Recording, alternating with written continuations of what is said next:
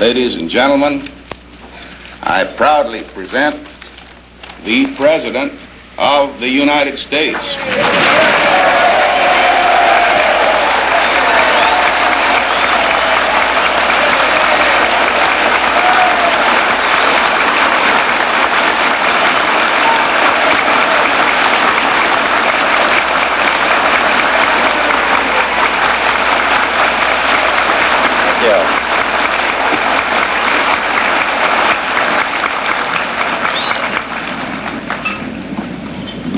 I know now why everyone in Texas, Fort Worth, is so thin, having gotten up and down about 9 times. This is what you do every morning. Mr. Buck, Mr. Vice President, Governor Conley, Senator Yarborough, Jim Wright, members of the congressional delegation, Mr. Speaker, Mr. Attorney General, ladies and gentlemen. 2 years ago, I said that, introduced myself in Paris by saying that I was the man who had accompanied Mrs. Kennedy to Paris. I'm getting somewhat that same sensation as I travel around Texas.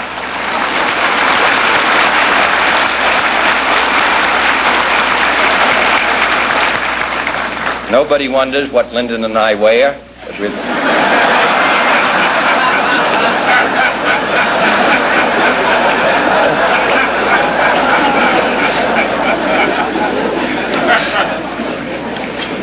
I'm glad to be here in Jim Wright's city. About 35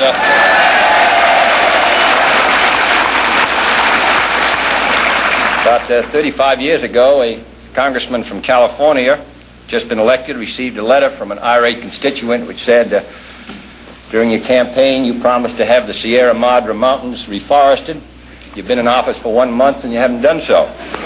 Well, no one in Fort Worth has been that unreasonable, but in some ways he has had the Sierra Madre Mountains reforested. And here in Fort Worth, he's contributed to its growth. He speaks for Fort Worth. He speaks for the country.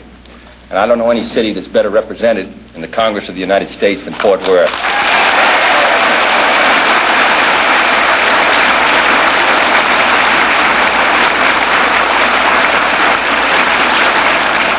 And if there are any Democrats here this morning, I'm sure you won't hold that against them.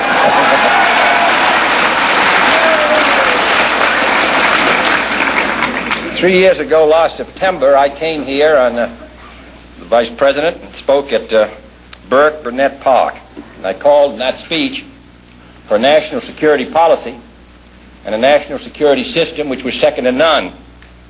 A position which said not first but, if, when, and how, but first.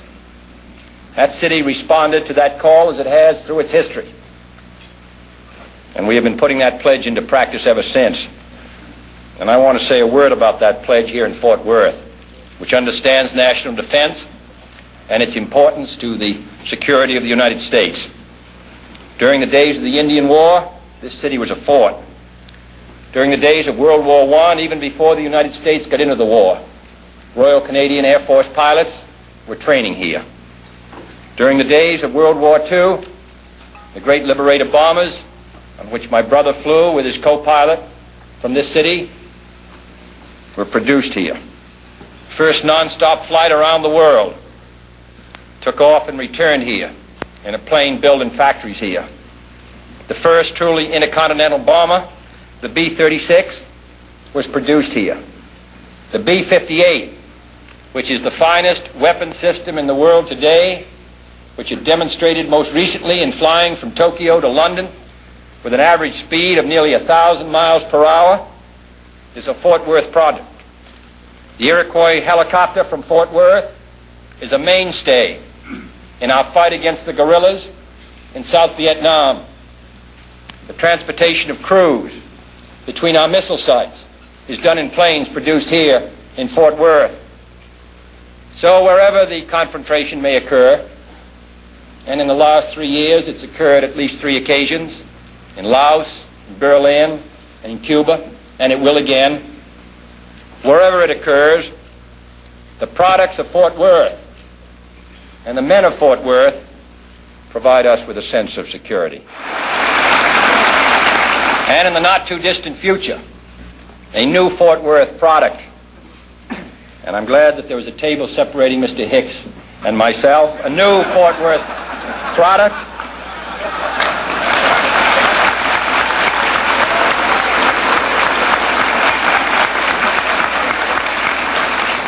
The TFX, Tactical Fighter Experimental. Nobody knows what those words mean, but that's what they mean. Tactical Fighter Experimental will serve the forces of freedom and will be the #1 airplane in the world today.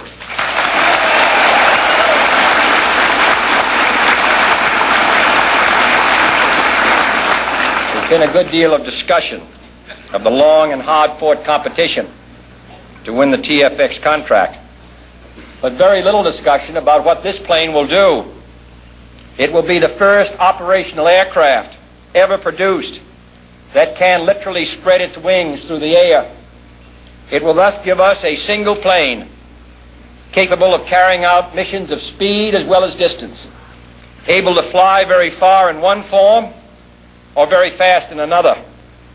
It can take off from rugged, short airstrips, enormously increasing the Air Force's ability to participate in limited wars.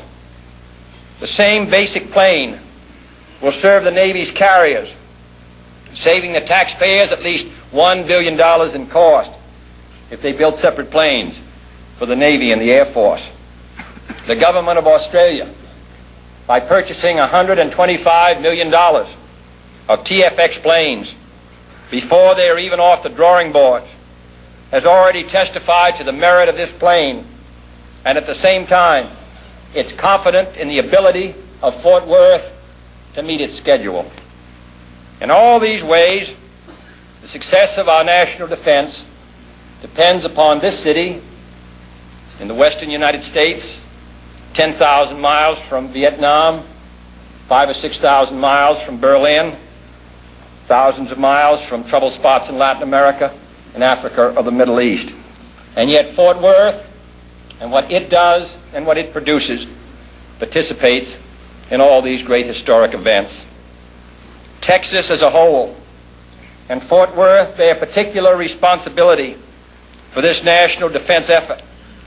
For military procurement in this state totals nearly $1.25 billion, fifth highest among all the states of the Union.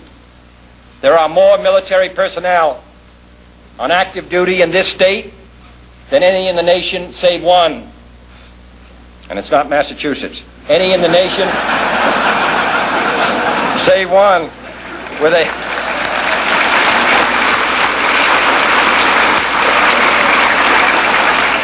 combined military-civilian defense payroll of well over $1 billion. I don't recite these for any partisan purpose. They're the result of American determination to be second to none.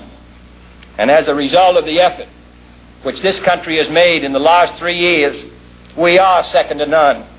In the past 3 years, we have increased the defense budget of the United States by over 20%, increased the program of acquisition for Polaris submarines from 24 to 41, increased our Minuteman missile purchase program by more than 75%, doubled the number of strategic bombers and missiles on alert, doubled the number of nuclear weapons available in the strategic alert forces, increased the tactical nuclear forces deployed in Western Europe by over 60%, added 5 combat-ready divisions to the armies of the United States and 5 tactical fighter wings to the Air Force of the United States, increased our strategic airlift capability by 75%, and increased our special counterinsurgency forces, which are engaged now in South Vietnam, by 600%. I hope those who want a strong America and place it on some signs will also place those figures next to it.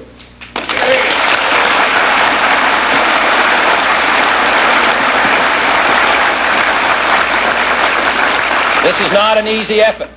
This requires sacrifice by the people of the United States. But this is a very dangerous and uncertain world. As I said earlier, on 3 occasions in the last 3 years, the United States has had a direct confrontation. No one can say when it will come again. No one expects that our life will be easy. Certainly not in this decade, and perhaps not in this century. But we should realize what a burden and responsibility the people of the United States have borne for so many years. Here, a country which lived in isolation, divided and protected by the Atlantic and the Pacific, uninterested in the struggles of the world around it.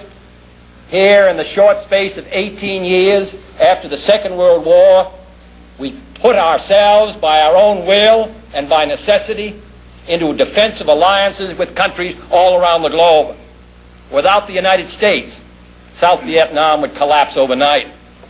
Without the United States, the SEATO alliance would collapse overnight. Without the United States, the CENTO alliance would collapse overnight. Without the United States, there would be no NATO, and gradually Europe would drift into neutralism and indifference. Without the effort of the United States and the Alliance for Progress, the communist advance onto the mainland of South America would long ago have taken place. So this country, which desires only to be free, which desires to be secure, which desires to live at peace for 18 years under 3 different administrations, has borne more than its share of the burden, has stood watch for more than its number of years. I don't think that we are fatigued or tired. We would like to live as we once lived, but history will not permit it. The communist balance of power is still strong. The balance of power is still on the side of freedom. We are still the keystone and the arch of freedom, and I think we will continue to do as we have done in our past, our duty, and the people of Texas will be in the lead. So I'm glad to come.